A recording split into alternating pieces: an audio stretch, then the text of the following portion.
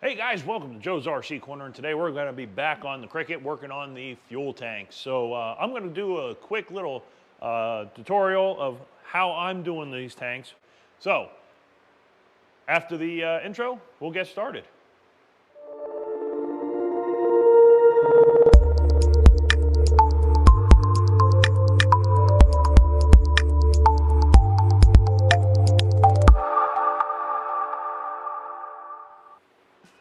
Okay guys, so as you can see, we have the fuel tank out, and I already went ahead and drilled out the hole for the, this is going to be the right wing tank. We already did the left yesterday, and I apologize, most of my video, I missed the intro yesterday, so we're going to go ahead and time lapse that into it as well, but it did a poor job there, video in yesterday, so I apologize. So we're going to go ahead and talk about it here today.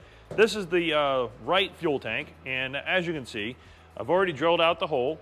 And what I use to do that is a 3 1/8 inch hole saw. Drilled out that hole nicely. Used a little file that's got a slight curve to it. And also my little round one as I needed to clean up the edge. Then of course take some sandpaper, smooth that out. Don't forget to vacuum and blow out any chips that fall down inside that tank, because you don't want that getting down and into the engine. So clean that up. I also measured the distance here between the holes and the inner edge. Went ahead and marked my line and then lined it up.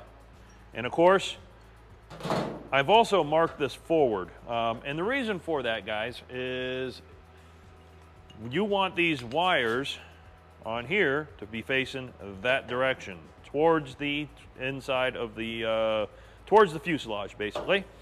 And this only fits in here one way, guys. So right there, we're lined up with all the holes, okay? So you got to make sure that you're lined up before you start drilling out your holes. So do that first, get that all lined up, and then you can mark where's front, and then you're good to go. So that's the plan. We're gonna get moving. All right, so now the next step is we're going to start drilling out these holes. So I'm going to do the first one here, make sure we're lined up, make sure we have our edge distance inside the tank, and then we're going to go ahead and cleco this in place. Once we have that done and we have the second tank, we're going to go ahead and pull out the pilot side, bring that over here as well. Then we're going to mix up the Pro Seal, and we're going to line the inside edge right here with Pro Seal. Rivet that in place, and Viking Aircraft is even so nice to give you the rivets for the job. Isn't that nice of them? Anyways, so we're going to use those. We're going to get that in and go from there. But we're going to clean out the inside of the tank before we do finalize and rivet that in place. As you can see over here on the other tank,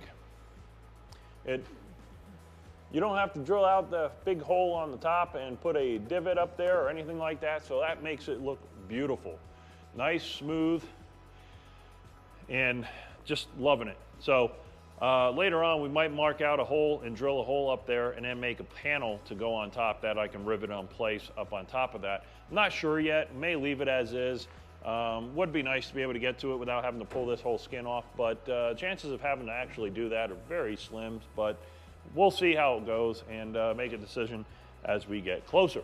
So back to the other tank. We're going to go ahead and start getting this taken care of. We're going to start drilling out these holes and get that done.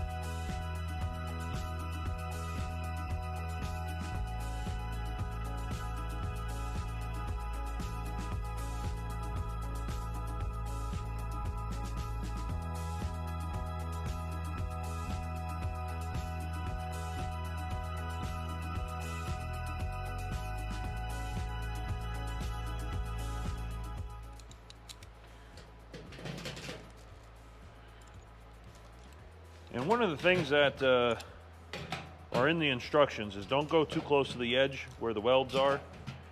You want to try to keep it, per the instructions, about 3/8 of an inch from the edges, which I have done. Probably giving myself a little bit more space just to be on the safe side, but I'd rather make sure I have enough space. So there we go. As you can see, that is now all open up to the correct size. When I put when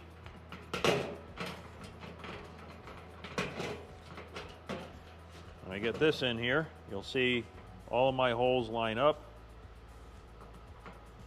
and my wire is going off towards the inside of the tank, or towards the inside of the fuselage. So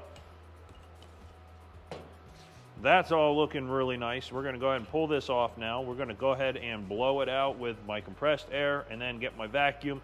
Make sure we vacuum all the little pieces down inside there, and then this is done. Now, whether or not I want to go ahead and do the Pro Seal now, I'm thinking I might go ahead and prep this for the Pro Seal, pull the other tank, get that prepped for Pro Seal, do one at a time, get that all done, and this will be ready to install in the fuselage, or in the wing. So that's what we're doing, guys. Be right back. Okay, guys, so we're back. So went ahead, pull out the tank, and now on the vent side, guys, I've noticed this hole is bigger than any of the parts that they give you except for these, which are actually the out part here. So I need to try to find, I'm thinking I'm going to use a 90-degree in this side, but I need to get the right size that fits that hole. Not a big deal. We'll order a new one that fits. Might be able to grab something over at on Aircraft Spruce or somewhere. But anyways, so in the meantime, I can't finish up my tanks because I don't have the line that I can use for my return. Anywho, what we did get done, at least right now, is I do have the Pro Seal, and this is now riveted in place on the tank, and this again is the pilot side. So we're going to do the same thing here on the passenger side, but I'll probably do that tonight before I leave and let that dry overnight, because I want to work on getting everything fitted, and I don't want that stuff in the way while I'm fitting it to this side. So that one is going to be set aside. This stuff stinks. We're going to set it outside, let that kind of cure up, and see where it's at by the end of the day, if it's cured. And I did want to make sure I got it over all of the rivets, and we'll see how that works out. That should seal that whole top area very nicely, and that way I don't have any leaks around the fuel sender. Okay, so we're going to go ahead and set this outside, let that kind of cure up there just a little bit, and we'll see where we go from there. So let's go ahead and take this outside, let it stink out there instead of in here. Hey guys, so welcome back, and sorry I didn't do much time lapse today, but we did get a few things done today. So passenger side fuel tank, or I'm sorry, pilot side fuel tank is done and back in the airplane for right now. I do have to get a new fit in for the vent coming from the header tank up into the wing, but we do, as you can see, have my fittings are in the side of the fuselage right there. So those are looking really good. How do you like my fancy ones? I know a lot of guys are using the braided stuff. I definitely agree, those are really nice fit-ins. These are going to work. They'll work just fine. I will have to keep up on maintenance on them, but you know, it's an airplane. You're going to have to do maintenance on it, so there you go. Anyways, so that fit-in is on there.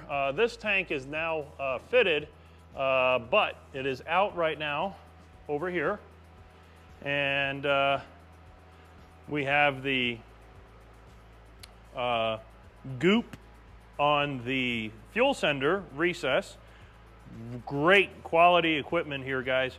So really like it. It fits nicely underneath the skin. I'll show you over here. Don't have my stool, but maybe you'll be able to see. Right up here. Fits nice, and now I don't have to have a bulge on the top of my wing. Everything fits nice. Got my fuel sender wire out over here. We will put a grommet around it and some extra protection for vibration. I've even thought about maybe coming out over here, not sure yet, but then I'd have to drill a hole through the spar, and I don't really want to do that. So yeah, they just stay right there, which will be fine. Yeah, so that's all set, ready to go, and looking pretty nice on that side. Got my fuel cap in here as well, right about right there. And that's just temporarily in place, but looks really nice and smooth. Fits nicely up there. We'll have the other side over here done tomorrow. We'll get the fuel tank in. I'm gonna see if I can stop at the store and buy some fit-ins for the fuel line for the return, so I can get those completed and then get this closed up. So that's all looking pretty nice. Now, within the airplane here, let me crawl up here in the seat. There we go. Alrighty, now I have my fuel support box thingamabob.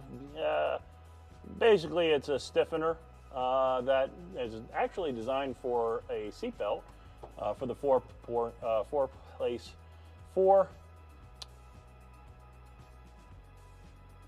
four-point contact seatbelt. Not using those, at least I don't think I am. I'll have to decide. But anyways, I bought these because I can hide my fuel lines in there really nicely. Now, this piece right up here, I am going to have to trim a little bit of a U shape in there for the fuel line to go under there, and maybe put a grommet along it to feed that fuel line through. So right now, this just has the vent for the for the pilot side. The vent is going through, and these are right here. I'm not sure you'll be able to see, but there you go. You have the fuel line coming through and going into the cross feed, and then you have the fuel lines coming in right there. So that's all looking really, really nice. I'm liking how clean that is. Keeps everything up and out of the way, and I'll be able to use my left, right here, and then my fuel line will come out. This will be from the feed from the passenger tank, and then the top lead out here will be my out lead going to the engine. Now, I haven't fully decided on how I'm doing that. I'm going to see if I have enough room in this feed, in this thing, to get basically I need 2 lines in there, which I should be able to, in that crossbar going that direction. And 2 of them will go there, down, and into the tank. So that's the plan for this side. I'm really happy with how that's all coming out. It looks really good. I'm really happy with that. Got some cleaning up to do now. But yeah, so that's going to make it nice and neat and clean. It's also a nice benefit to that whole scenario over here, to putting that C channel there, is this is stiff now. And that's not even riveted, man. That is stiff. This is not going to move. It's going to really get nice support for my GPS antenna up here. So I'm really happy with that and how that turned out. So that's going to work really good. Now, a few more things I got to do. Finish up wiring, get my plugs, get that all wired in, and then we can start feeding wires down and along up to the front on both sides, down, along, and into the front. We did a little bit of cleaning up down here. Let me see if we can see anything.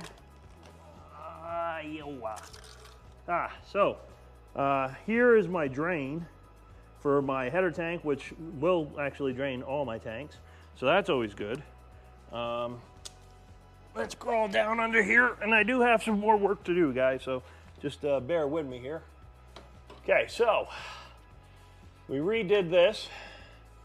So we have and I know not everything is hooked up permanently yet, Still need some Whittaker clamps and stuff like that. Right now it's all just temporarily hooked up, but all the fuel lines here are connected. I now have my drain line right there. That goes straight out to this port here, right along there.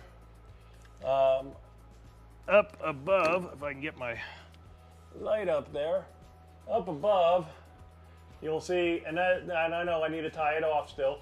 There's my fuel line coming in through the top, down into the header tank. That's the vent for this side. So, and I do need to close off one of those up at the top up there. So we'll work on that later. So up here, one of those holes is going to be clamped off because there's only one feed line now going to it because of that switch thing. I do need to tie down my fuel filter here, and I'm going to get a hose clamp, soft clamp to wrap around it, and it's going to go into a bolt, bolted from underneath and bolted on right up here. So that'll hold this nice and neat right there, easy to get to as needed. So that'll work pretty nice. I do have one filter now that's going to be going up there instead of two, so that's going to save me a little bit. But we will also tie that off to the side, one of those bars up there. Not sure which one, but we will, and we'll get that taken care of. All right, so that's where we're going to end the video. I got a lot of work done. I'm pretty happy with the status of what we got accomplished today. Still got Saturday, Sunday before I go back to work. We're going to try to get a little bit more work done on it over those next 2 days. Yeah, looking pretty good. I'm really happy with the progress. We're hoping to get the rest of those wing parts finished this week, so that way we can then start moving towards getting the wings removed and prepping for paint along with the tail. Once that's off and those are painted, I can get them back on, and then we can finish up some wiring, get some things finished up, and close up quite a bit. So I'm thinking the end of May, I will be scheduling my airworthiness, because the area, the FSDO here is currently about a month out on the coming out and doing inspections. So if I can get it scheduled for early the first week of June, then we might make it to Oshkosh. So here's hoping, my fingers are crossed, that we'll be able to get it done in time and go ahead and get everything put together and ready to fly. We'll get the 40 hours flown off, and of course recording all the data that we need to during those 40 hours, and then go ahead and do a full inspection of the aircraft after the 40 hours, sign it off as ready to fly, and pack up and fly out to Oshkosh. So that's the plan. Here's hoping we can make that timeline. I'm really hoping so. I'm sure you guys are hoping that the Cricket will be out there as well. So, oh well, that's all I got, guys. So I'll see you next time.